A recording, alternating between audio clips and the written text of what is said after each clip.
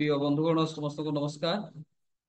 এই ଭିଡିଓ ଜରିଆରେ ମୁଁ ଆପଣମାନଙ୍କୁ ଗୋଟିଏ ବିଷୟ ଜଣାଇବାକୁ ଚାହୁଁଛି ଯେ ଯୋଉମାନେ ବିଏଡ୍ ଏମଏଡ୍ ବିଏଚଏଡ୍ ପ୍ରବେଶିକା ପରୀକ୍ଷା ଦେଇଥିଲେ ସେମାନଙ୍କର ଏଣ୍ଟ୍ରାନ୍ସର ପରୀକ୍ଷା ଫଳ ଆପଣଙ୍କର ଏଇ ମାସ 7 ତାରିଖରେ ସିଲେକ୍ସନ ବୋର୍ଡ ଅଫ୍ ଓଡ଼ିଶା ପୋର୍ଟାଲରେ ଆପଣଙ୍କୁ ଉପଲବ୍ଧ ହବ।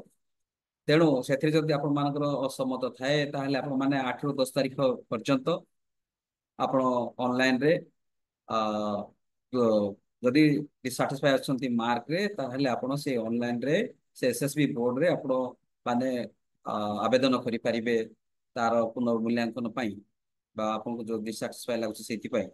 କାରଣ ଏଇଟା ମଧ୍ୟ ଆପଣଙ୍କ ଉଚ୍ଚଶିକ୍ଷା ବିଭାଗ ତରଫରୁ ନିର୍ଦ୍ଦେଶ କୁହାଯାଇଛି ଯେ ଗତ କିଛି ଦିନରେ ଆପଣମାନଙ୍କର ଯୋଉମାନେ ମାର୍କ ପ୍ରତି ଅସମ୍ମତ ଥିଲେ ନିଜେ ଉପଲବ୍ଧ କରିଥିବା ମାର୍କ ପ୍ରତି ଅସମ୍ମତ ଥାଇକି ସେମାନେ ଆ ଇଏ କରିଥିଲେ କଣ ଅପିଲ କରିଥିଲେ ତେଣୁକରି ତାକୁ ଆଖି ଆଗରେ ରଖିକି ଆପଣଙ୍କର 8ରୁ 10 ଭିତରେ ଯୋଉମାନେ ବି ଆପଣମାନଙ୍କର ମାର୍କରେ ବିଶ୍ଵସ୍ତ ଆସିପାରୁନି ବା ଆପଣମାନେ ଡିସାଟିସ୍ଫାଇ ହଉଛନ୍ତି ଅଧିକ ଆସିବା କଥା କମ ଆସିଛି ଏଇଟା ଭାବୁଛନ୍ତି ତାହେଲେ ଆପଣମାନେ 10ରୁ 8 ଭିତରେ ଏସ୍ଏସବି ବୋର୍ଡରେ ଦାଖଲ କରିପାରିବେ।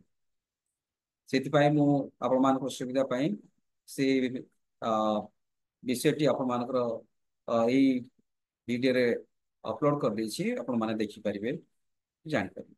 ଧନ୍ୟବାଦ।